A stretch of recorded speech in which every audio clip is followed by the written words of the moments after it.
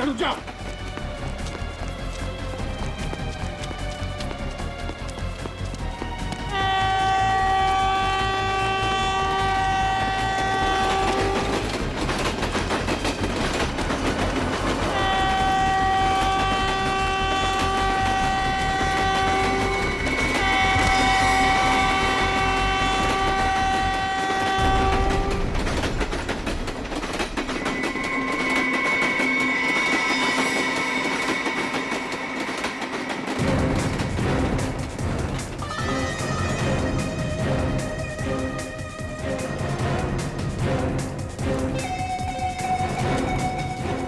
Result आ गया।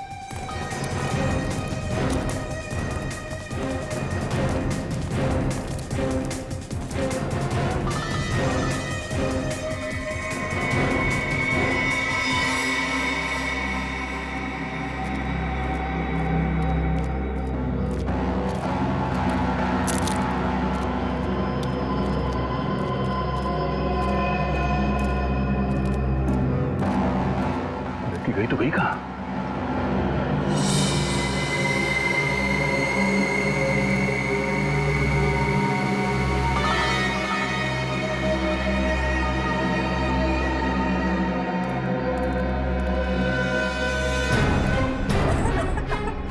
बस बहुत भाग ली, अब जरा अपना मुखड़ा तो दिखा दे।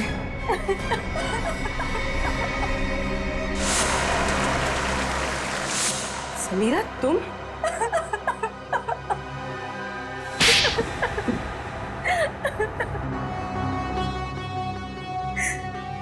किसी भी बच्चे के लिए उसकी माँ की मौत से ज्यादा दर्दनाक और कुछ नहीं हो सकता। 4 साल की थी मैं, 4 साल की, जब उस शेखर की वजह से मेरी माँ की मौत हो गई।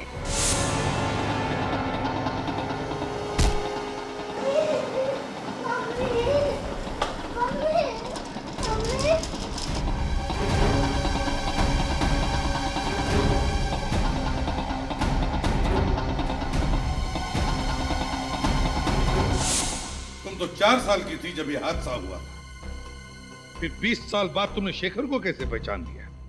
नहीं पहचानती थी, लेकिन मैंने सोच रखा था कि एक ना एक दिन उस आदमी को जरूर ढूंढ निकालूंगी जिसने मुझे अनाथ किया और उसे एक दर्दनाक मौत दूंगी।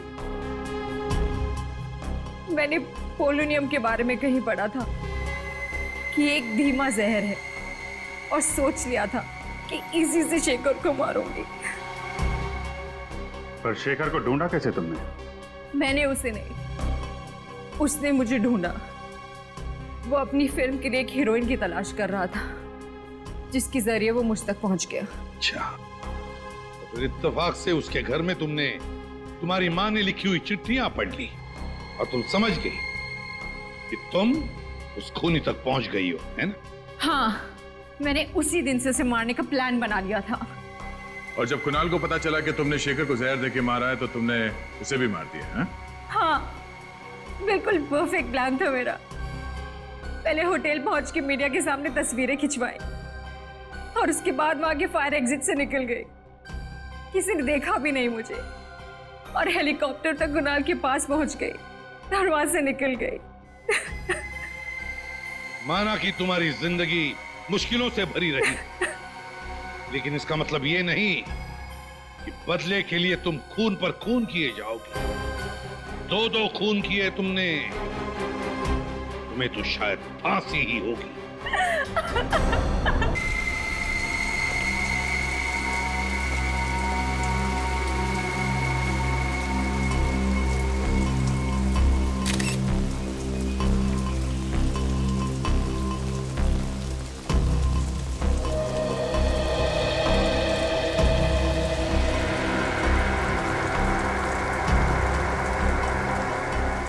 एक काम करो, बॉडी को नीचे उतारो।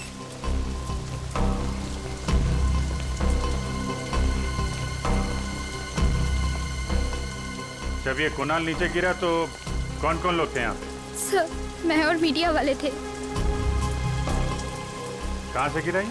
सर पता नहीं, वो नहीं देखा। मतलब?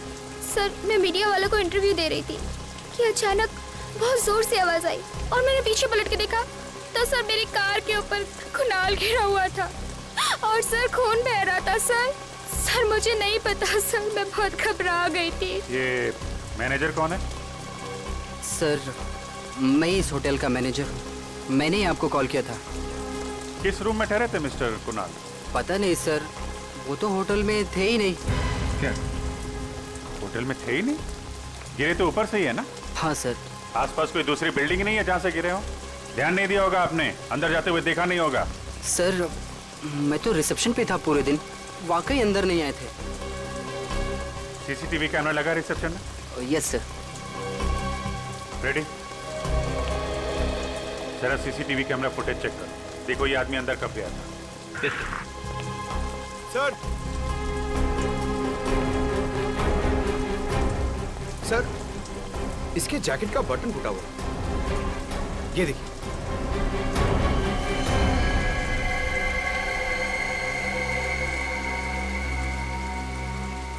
इतना बड़ा एक्टर अपनी म्यूजिक रिलीज में टूटे हुए बटन वाली जैकेट पहन के तो आएगा नहीं। या तो बटन नीचे गिरते हुए टूटा है या फिर तोड़ा गया है हाथापाई में। इसका मतलब मरने से पहले इसका झगड़ा हुआ था किसी के साथ? लग तो ऐसा ही रहा। अच्छा, कुणाल का किसी के साथ कोई झगड़ा वगड़ा हुआ था क्या? नहीं सर, कुणाल बहुत ही अच्छा लड़का था, वो हमेशा सबसे मिलजुल के रहता था। सर उसका झगड़ा किसी के साथ हो ही नहीं सकता। आप? मैं इस फिल्म का डायरेक्टर हूँ, करण नाम है मेरा। आई सी। और आप हीरोइन? हाँ सर, ये मेरी पहली फिल्म है और देखिए ना, मेरी पहली फिल्म में ऐसा हादसा हो गया। हादसा या मर्डर ये तो अभी कह नहीं सकते, बहुत जल्द पता चल जाएगा। फिलहाल आप लोग कहाँ थे जब कुणाल यहाँ गिरा? सर हम सब लोग होटल के अंदर थे, मीडिया वाले और एक्ट्रेस मायरा बाहर थी। अच्छा ठीक है।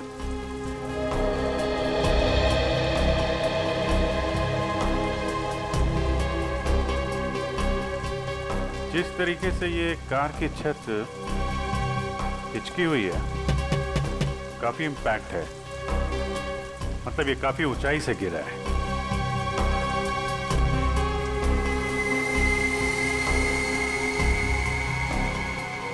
अजीब बात है, सारी खिड़कियों पे तो गिरे लगा है, खिड़की से तो गिरा नहीं है, छत से ही गिरा होगा।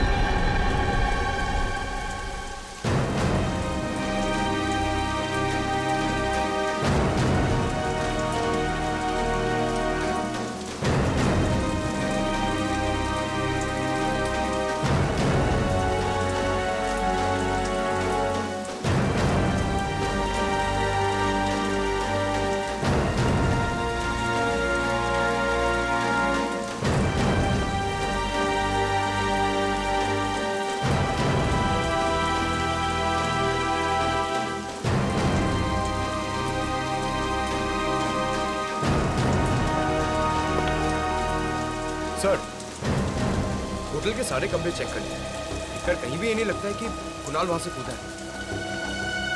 छत पे भी हाथापाई के कोई निशान नहीं है और टूटा हुआ बटन भी नहीं दिख रहा है। सर कुणाल होटल में आया ही नहीं था। होटल में आए नहीं? नहीं सर, मैंने पिछले 7 दिन का सीसीटीवी फुटेज चेक किया है, कुणाल होटल में आया ही नहीं था। ये कैसे हो सकता है? सर, ये भी तो हो सकता है कि कुणाल होटल आया हो और खूनी ने उसका सीसीटीवी फुटेज मिटा दिया हो। कहीं होटल में कोई काम करने वाला तो खूनी नहीं है? सर ये भी हो सकता है कुणाल भेष बदल के इस होटल में आया हो, फिर यहाँ से उसने कूद के आत्महत्या कर ली है। होने को तो कुछ भी हो सकता है। अब तो डॉक्टर सारुंके ही बताएंगे कुणाल का खून हुआ है या कुणाल ने आत्महत्या की है।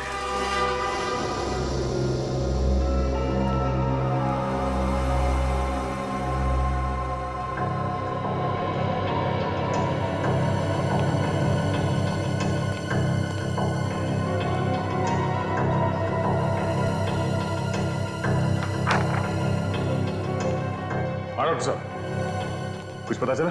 हाँ दया, मौत तो इसके ऊपर से गिरने की वजह से ही हुई है, लेकिन ये आत्महत्या नहीं है, ये एक खून है। खून है? हाँ, मतलब इसे ऊंचाई से फेंका गया? हाँ दे। पर ये आप कैसे कह सकते हैं? देखो दया, ये ऊपर से गिरा है अपने शरीर के दाएं हिस्से की तरफ से, इसीलिए इसके शरीर पर ये दाएं हिस्से की तरफ सारी चोट आई है। ये देखो, ये दाईं तरफ रिब का फ्रैक्चर, ये दाएं हाथ पर चोट के निशान, ये सब। लेकिन इसके सर पर बाईं तरफ भी एक चोट का निशान है, ये देखो।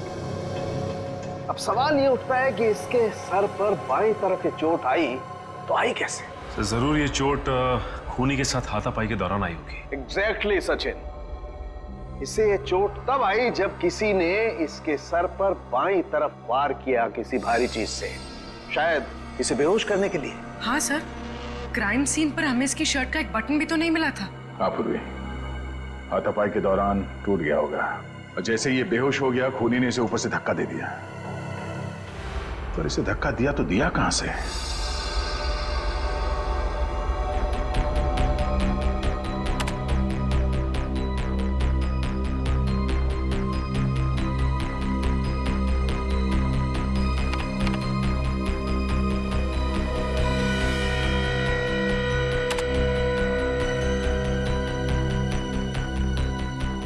सर हमने होटल के कमरे, होटल की छत सब अच्छी तरह से चेक कर लिया सर, पर वहां पे कोई सुराग नहीं मिला।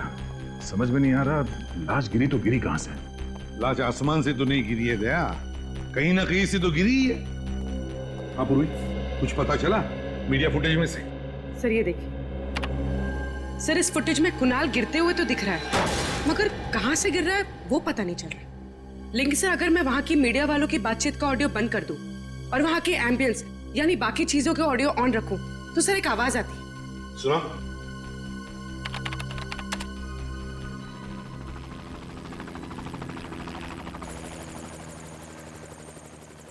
सर ये कैसी आवाज है? देखते हैं फ्रेडी, पता करते हैं। जरा फिर से सुना।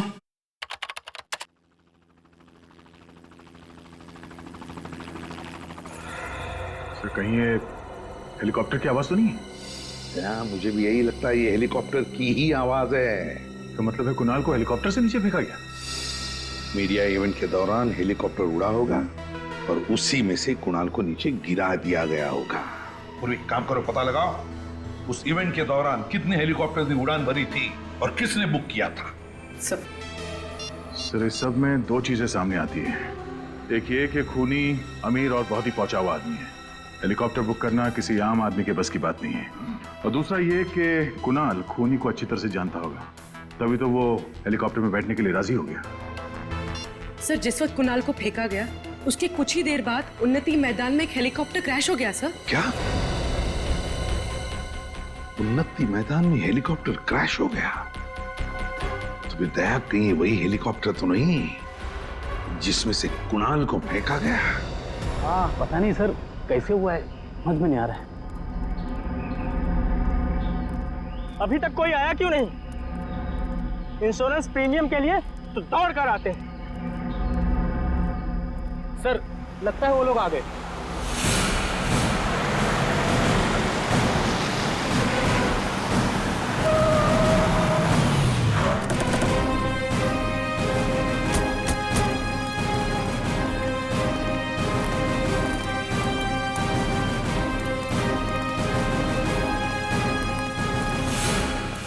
आप लोग इंश्योरेंस कंपनी से हैं? नहीं, हम लोग सीआईडी से हैं। सीआईडी? हाँ। आप? जी मेरा नाम गिरीश है, ये हेलीकॉप्टर मेरा ही था। आपका ये हेलीकॉप्टर बुक किसने किया था? सर वो फिल्म का एक प्रोड्यूसर है, शेखर। शेखर? जी हाँ, उन्होंने अपनी आने वाली फिल्म के प्रमोशन के लिए हेलीकॉप्टर बुक करवाया था। उनकी फिल्म का हीरो है कुणाल, वो फिल्म की म्यूजिक पार्टी के लिए हेलीकॉप्टर से एंट्री करने वाले थे। अच्छा, देखते हैं।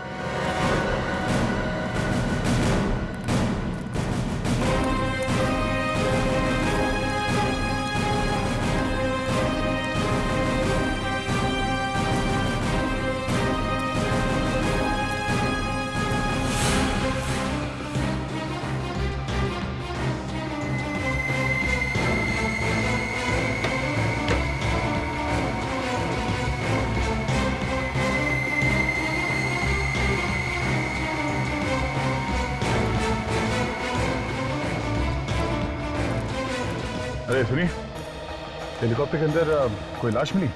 नहीं सर। सर, कहीं कुणाल ने हेलीकॉप्टर से कूद के आत्महत्या तो नहीं कर ली? नहीं पंकज, डॉक्टर सालुंके ने बताया कि ये मर्डर है। जरूर कुणाल के साथ कोई ना कोई था हेलीकॉप्टर में जिसने उसे पहले मारा, बेहोश किया और फिर हेलीकॉप्टर से बाहर फेंक दिया, और शायद पैराशूट से वो बाहर निकल गया। सर, कहीं ये सारा किया तरह शेखर का तो नहीं? सर, वो हमें होटल में भी नहीं मिला था। सर, ऐसा कौन सा प्रोड्यूसर होगा जो अपने ही फिल्म के म्यूजिक लॉन्च में मौजूद ना हो सकता है। एक काम करो, चारों तरफ नजर दौड़ाओ, और हाँ, वो ब्लैक बॉक्स पता करो, ब्लैक बॉक्स कहाँ है। उसी से पता चलेगा इस खूनी के बारे में। सर,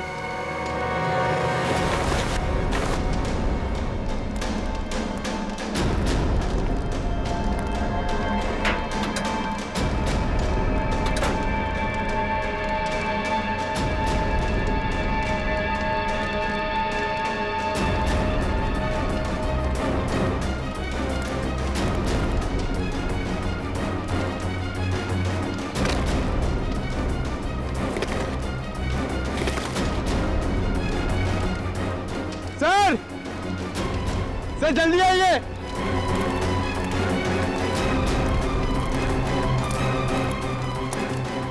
सर ये देखिए, ये पैराशूट है। गुड जॉब पंकज, आजकल बहुत काम करने लगे हो। हाँ, थैंक्स सर। सर,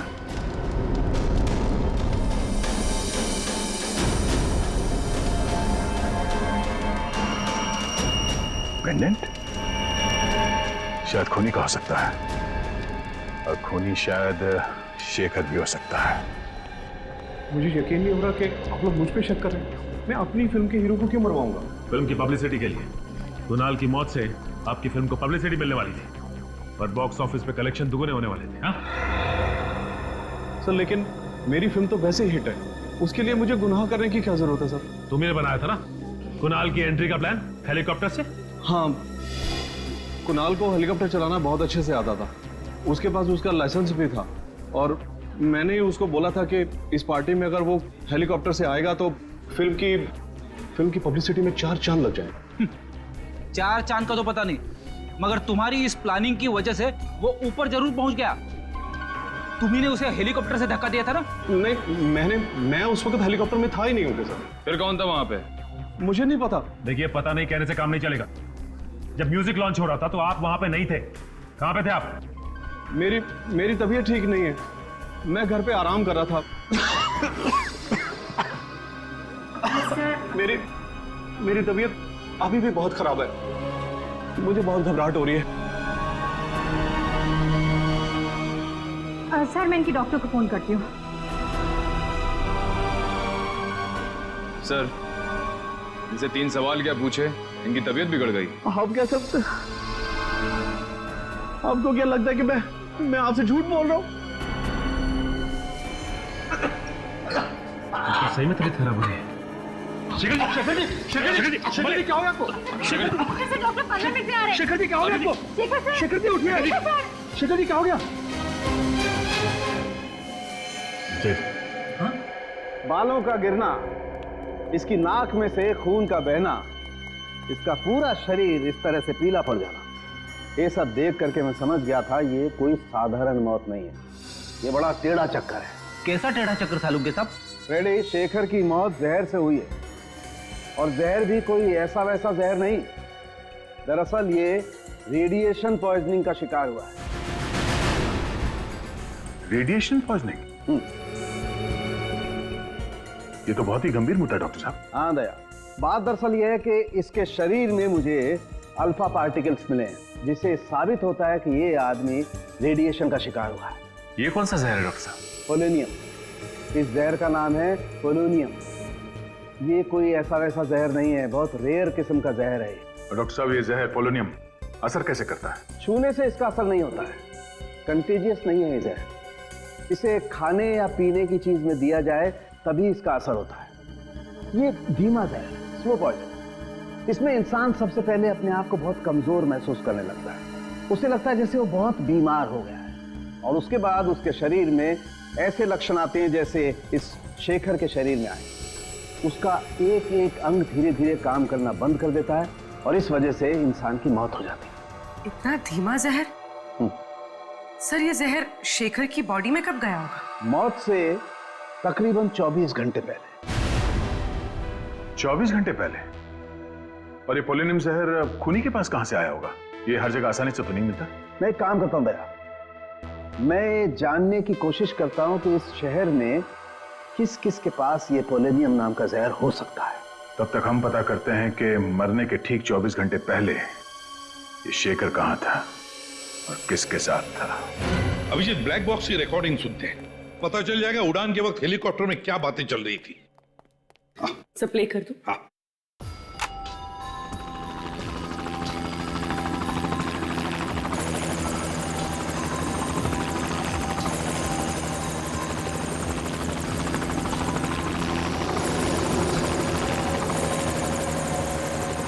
शेखर के साथ ऐसा किया? मुझे यकीन नहीं आ रहा है।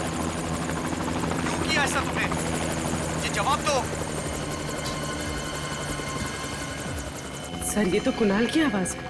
हाँ अभिजीत, लगता है कुणाल को पता चल गया था कि खूनी ने शेखर को जहर दिया था। शायद इसीलिए खूनी ने कुणाल को हेलीकॉप्टर से धक्का दे दिया और फिर खुद पैराशूट बांध के कूद गया। सर जरूर ये कुणाल या शेखर के आसपास का ही आदमी है। हाँ, साउंड के बता रहा था ना कि वो पोलोनियम जहर को असर दिखाने में 24 घंटे लगते हैं।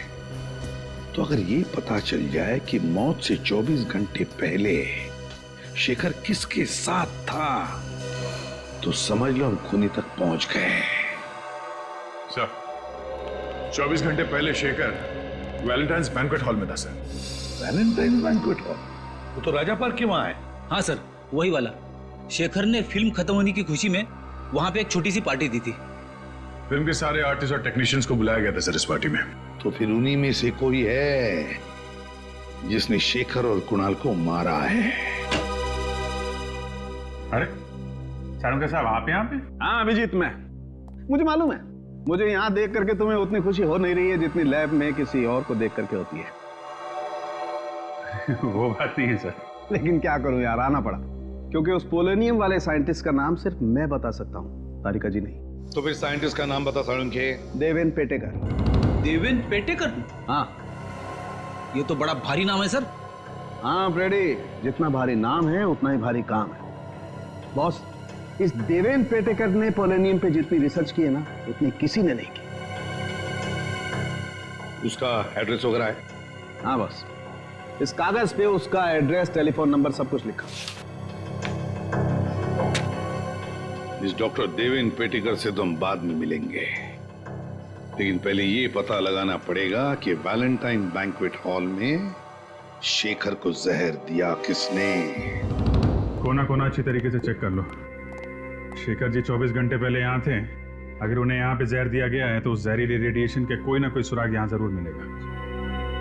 सर मैं आपसे कह रहा हूँ सर, आपको सब कुछ गलतफहमी हो गई है। यहाँ कौन मार सकता है शेखर जी को? अरे यार मैं तुम्हारे स्टाफ पे थोड़ी ना शक कर रहा हूँ, मेहमानों में से भी कोई हो सकता है ना? वैसे कल स्टाफ में से कौन था यहाँ पे? कितने लोग थे? 3 थे सर। उनमें से 2 तो आज नाइट में है और एक यहीं पे है। उसका नाम मयंक है। बुलाओ मयंक को, बुलाओ।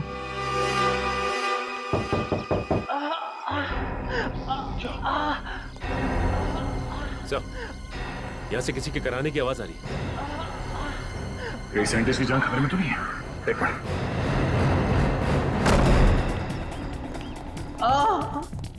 उसे बैठेगा।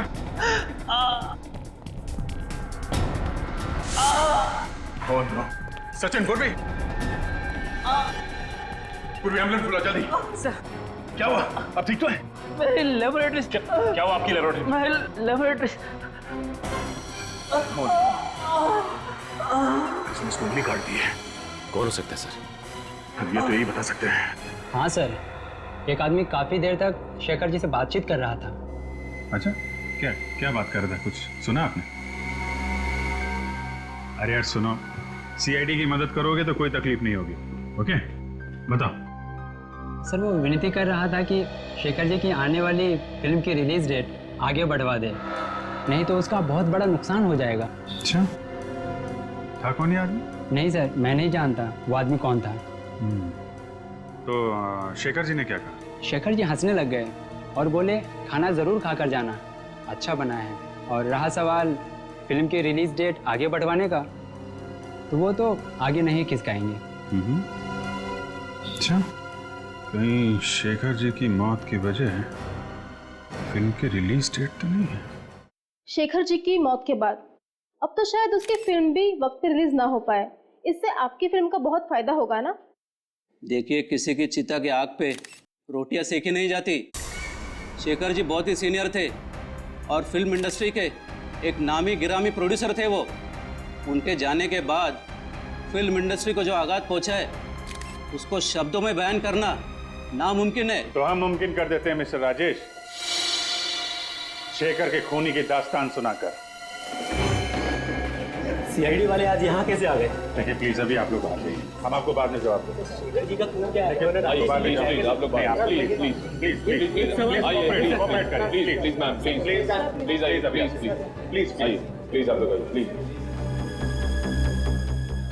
ये क्या कर दिया आपने?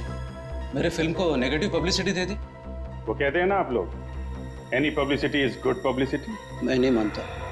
मेरे लिए मेरी इमेज और मेरी इज्जत बहुत मायने रखती है। इज्जत मायने रखती है तो फिर खून क्यों किया शेखर का? मैंने शेखर का खून नहीं किया है। मैं एक कलाकार हूँ, फिल्म प्रोड्यूस करता हूँ, मैं खूनी नहीं हूँ। क्योंकि शेखर ने तुम्हारी बात नहीं मानी, अपनी फिल्म की रिलीज डेट आगे नहीं की, इसलिए तुमने ये तरीका ढूंढ निकाला उसकी फिल्म को पोस्टपोन करने का। ये बात सच है कि मैं उनको रिक्वेस्ट करने गया था, लेकिन जरूरी थोड़ी है उन्होंने बात सुनी नहीं तो मैं उनको खून कर डालूंगा। अच्छा, अगर आपने खून नहीं किया तो फिर किसने खून किया? मुझे क्या पता सर, मुझे तो सिर्फ इतना मालूम है कि मैं निर्दोष हूँ। मेरी बीवी भी अक्सर मेरी बात मानती नहीं है, तो इसका मतलब ये थोड़ी है कि मैं हर एक का खून कर चुका हूँ। जब शेखर का खून हुआ तो कहाँ थे आप? सर उस वक्त मैं होटल में ही था, उनकी फिल्म की हीरोइन समीरा से बात कर रहा था मेरी अगली फिल्म के लिए। सर यहाँ पे तो फिंगरप्रिंट स्कैनर लगा हुआ है। देवेंद्र जी ने स्कैनर इसलिए लगाया होगा ताकि उनके अलावा कोई और इस लैब के अंदर जा ना सके। सब फिर हम लोग अंदर जाएंगे कैसे? अब यहाँ तक आ ही गए हैं तो अंदर भी पहुंच ही जाएंगे। सचिन, ये काम करो, ऑफिस में। सर इस पर कुछ लगा हुआ है। ये तो खून जैसे लग रहा है। पूरी ले चेक कर। सर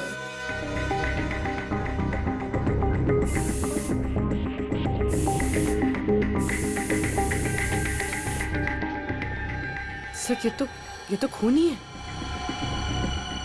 यहाँ पे खून कैसे लगा?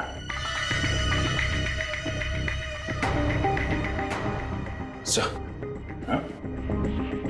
ये देखिए।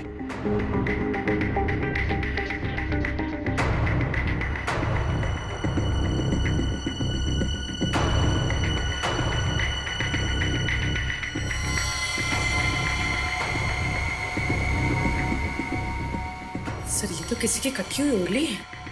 सर कहीं ये उंगली देवेंद्र जी की तो नहीं? मेरे कटी हुई उंगली देवेंद्र जी की है तो इससे लैब का दरवाजा खुल जाना चाहिए।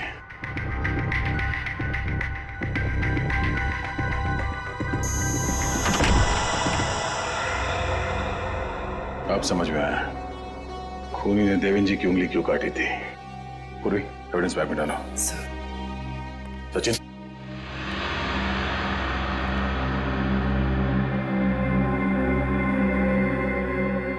यहाँ का तो सारा सामान बिखरा पड़ा है। हाँ, किसी ने बहुत मेहनत की है यहाँ पे। जरा देखो आसपास कुछ मिलता है क्या।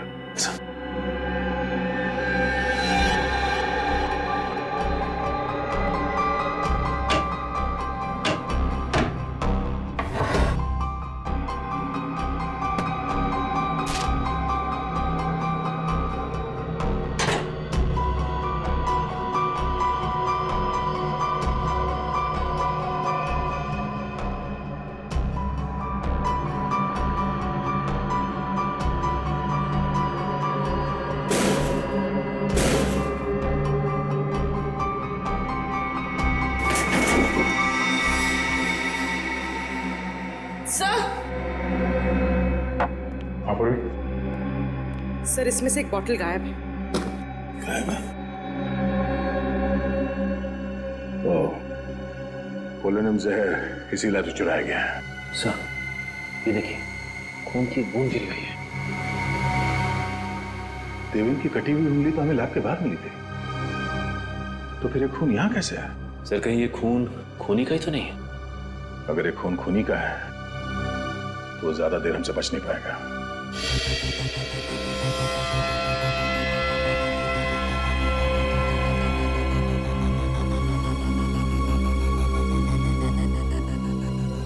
सर, इस फुटेज से ये तो साबित हो गया कि राजेश खूनी नहीं, क्योंकि जिस वक्त कुणाल हेलीकॉप्टर से गिरा ये तो होटल में था समीरा के साथ। ये तो कोई बाहर का ही है, खूनी कोई बाहर का ही है, पर कौन? वो जो कोई भी है, उसे हंटिंगटन नाम की बीमारी। क्या? हंटर? हंटर नहीं फ्रेडी, हंटिंगटन। ये तुझे लेबोरेटरी में मिले खून की डीएनए से पता चला है ना? हाँ बस, लेकिन सिर्फ इतनी जानकारी मिली है, इसका क्रिमिनल डाटाबेस में कोई रिकॉर्ड नहीं मिला है। कोई बात नहीं पूर्वी, इंटरनेट से चेक करो, देखो इन दोनों फिल्मों से जुड़े हुए किस आदमी को हंटिंगटन डिजीज है। सर। हाँ। सालुंके साहब, ये बीमारी क्या होती है? ये एक न्यूरोलॉजिकल डिसऑर्डर होता है फ्रेडी। इसमें इंसान की मसल का कोऑर्डिनेशन बिगड़ जाता है। ये बहुत रेयर बीमारी है, अधिकतर मिडिल एज के बाद ही शुरू होती है। सब मिल गया सर। सर, इसका नाम नंदन कुमार है। सर, ये एक राइटर है और इसने कुछ फ्लॉप फिल्में लिखी हैं। 2 साल पहले ये शेखर के पास अपनी एक कहानी लेकर गया था, पर शेखर ने इसकी कहानी ठुकरा दी। और जब नंदन को पता चला कि शेखर उसी की कहानी पे फिल्म बना रहा है, तो उसने शेखर पे कोर्ट केस कर दिया, लेकिन वो हार गया था सर। और ये वही वाली फिल्म है सर, 555 घंटे, जिसका म्यूजिक लॉन्च हुआ था उस दिन। इसका मतलब है दया, हमारा खूनी मिल गया। सर, एक टाइम था जब मैं भी राइटर बनना चाहता था। मैं कविताएं लिखना चाहता था, लेख लिखना चाहता था, शायरियां लिखना चाहता था। अरे यार, लिखते फिर ये यहाँ सीआईडी में क्या करने आ गए? पता नहीं सर। सर, मगर दोनों में ना बहुत सिमिलैरिटी है। अच्छा? हाँ, राइटर बनने में भी उतना ही दिमाग लगाना पड़ता है जितना सीआईडी ऑफिसर बनने में। तुम अगर राइटर बन जाओगे ना, तो तुम्हारी कहानी में खून और मुर्दे बहुत होंगे। सर, रोमांस भी हो सकता है? हाँ, रोमांस तो हो सकता है। नंदन। हाँ? आप लोग कौन? हम लोग सीआईडी से हैं। सीआईडी से?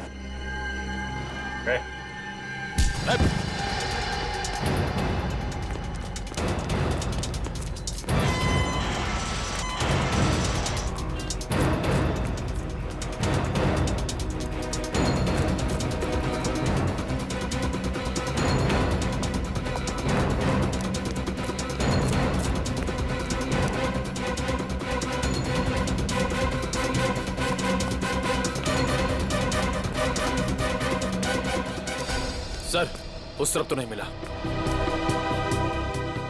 इतनी जल्दी भाग नहीं सकता, कहीं कहीं छुप के बैठा होगा।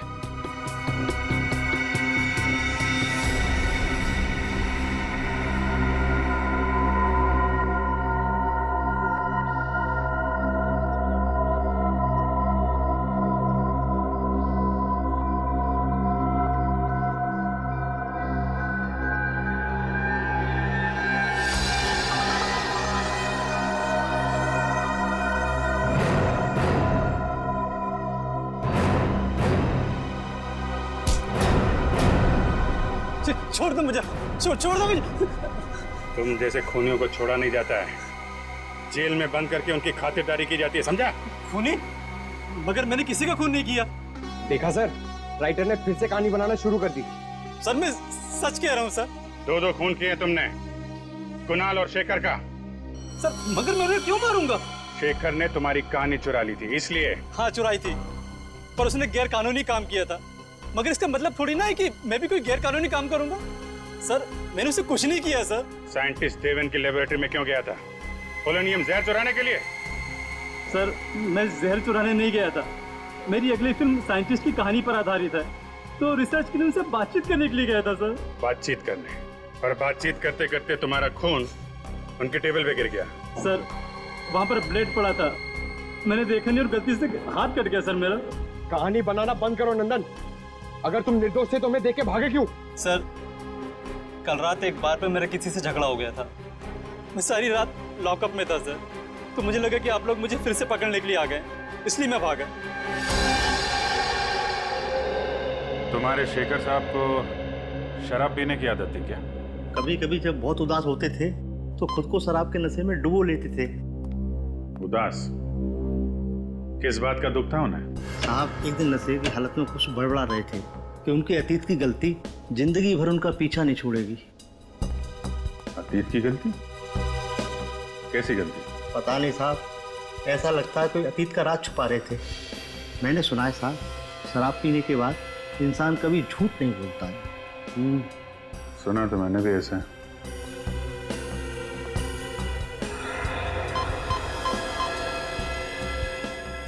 सर, ये देखिए सर, इस क्लास में अल्फा पार्टिकल्स मिले हैं सर।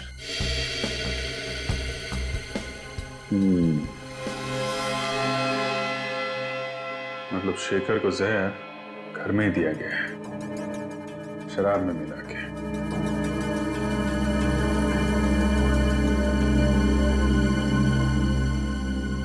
जब शेखर की मौत हुई तुम कहाँ थे? साहब उस दिन काम जल्दी खत्म हो गया था, मैं शाम को ही घर चला गया था। कितने बजे? ये कोई करीब 6:30 पौने 7 बजे। सर!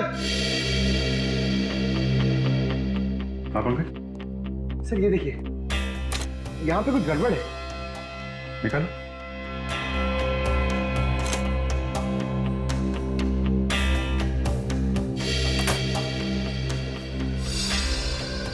सर, दीवार में अलमारी? क्या है, निकालो सर।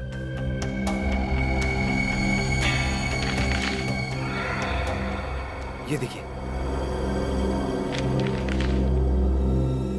चिट्ठियां छुपा के रखी हैं। शेखर, लता, लता, किसी लता ने इस शेखर को चिट्ठियां लिखी हैं। कहीं शेखर के अतीत का राज इन चिट्ठियों में तो नहीं छुपा है?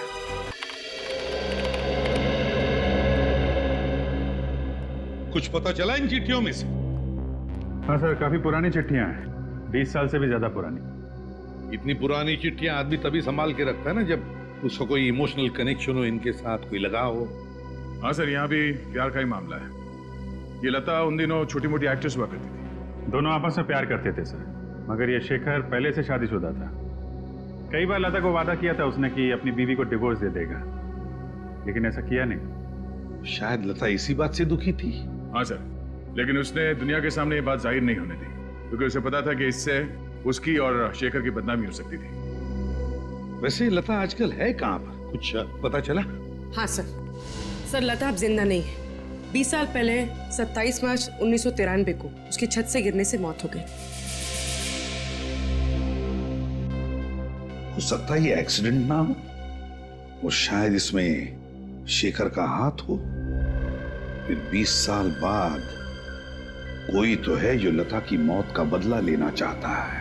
लग तो ऐसा ही रहा है सर। सर, जिस वक्त लता की मौत हुई थी उसकी एक 4 साल की बेटी थी सेजल। माँ की मौत के बाद उसे अनाथ आश्रम भेज दिया गया था, और अब वो 4 साल की बेटी 24 साल की हो गई है। अच्छा, तो हो सकता है इस बच्चे ने अपना पूरा बचपन माँ के बदले की आग में गुजारा हो। इस अनाथ आश्रम में जाकर पता लगाओ सेजल के बारे में, वो करती क्या है कहाँ। सेजल नाम की एक बच्ची आई तो थी यहाँ करीब 20 साल पहले। जब वो 8 साल की हुई तो उसे अडॉप्ट कर लिया गया है। किसने अडॉप्ट किया था? मिस्टर एंड मिसेस संजीवन ने। देखिए, अडॉप्शन के वक्त का फोटोज है।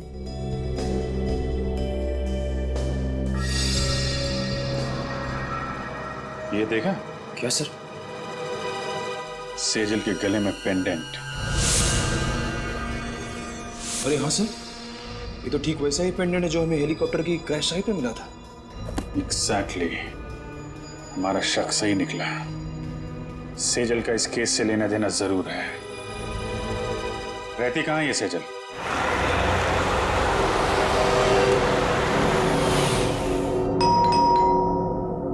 अलका जरा देखना कौन है। जी जी कहिए। माजी, हम लोग सीआईडी से हैं। सीआईडी से? क्या बात है? अंदर आने के लिए नहीं कहेंगे? ओह सॉरी, आइए। Thank you. सुनिए, सीआईडी वाले आए हैं। सर क्या हुआ? दरअसल हमें सेजल के बारे में कुछ बात करनी थी। क्या किया सेजल ने? हमें शक है कि सेजल ने खून किया। क्या? ये आप क्या कह रहे हो? सेजल किसी का खून नहीं कर सकती। तो सेजल को बुलाइए, हम उसी के मुंह से सुनना चाहते हैं। है घर पे? जी वो घर पे नहीं है, उसका फोन आया था, वो थोड़ी देर के बाद आएगी। सीआईडी की गाड़ी मेरे घर पे?